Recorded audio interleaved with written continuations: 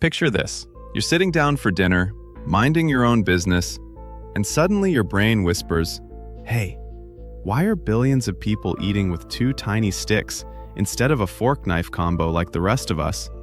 Great question. Let's chew on it. Because somehow this story involves a Chinese philosopher from 2,500 years ago and a French cardinal who looks like he was born wearing velvet curtains.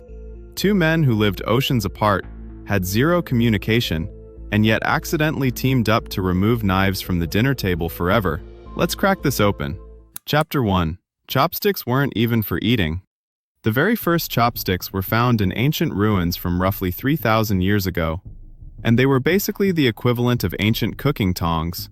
Not elegant utensils, not cultural symbols, just, "Hey, the stew is boiling, grab the sticks." At the dinner table, people still used knives in their fingers. No shame, no napkins, just vibes. Chapter 2. Blame it on grain. Literally. For a long time, northern China's diet was beige. Millet porridge, and more millet porridge. A cuisine that basically laughs at chopsticks. Try eating a bowl of oatmeal with two sticks. I'll wait. But then the Han Dynasty expanded south, aka the land of glorious sticky rice. Not American every grain has a dream and a life of its own rice. I mean rice that forms perfect, grabbable, adorable little clumps. Rice so sticky it's like nature's edible Lego. Suddenly chopsticks weren't just possible, they were perfect.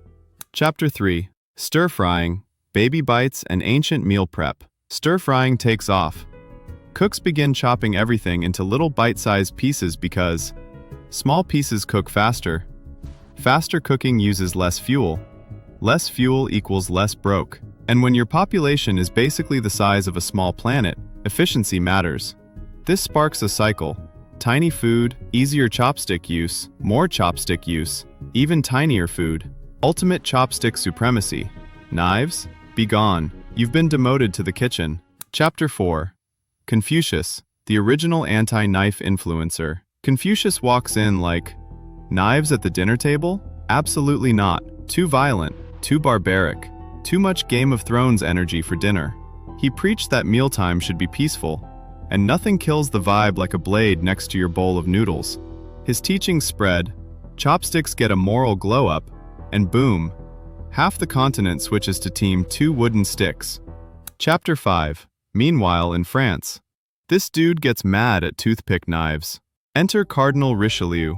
He's hosting dinner parties in the 1600s Europe, where people used razor-sharp knives at the table. Not lightly sharp, not kind of sharp. I mean, medieval dentist appointment sharp.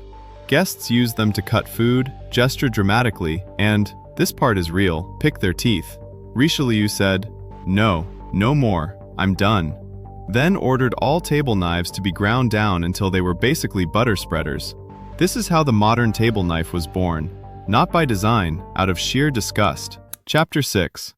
Two men, zero contact, one shared goal. Confucius removed knives because they were violent. Richelieu removed knives because people used them like disgusting toothpicks.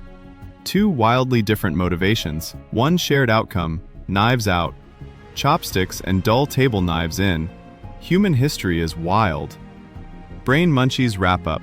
So the reason billions of people use chopsticks today isn't because of dragons or pandas or ancient elegance.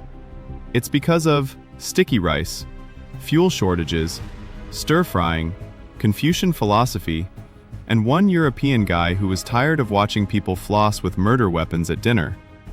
And that, friends, is why your sushi roll comes with sticks instead of steel. If you enjoyed this video and want more like it, make sure to hit that like button and subscribe. Thanks for snacking with Brain Munchies. And remember, keep chewing on facts.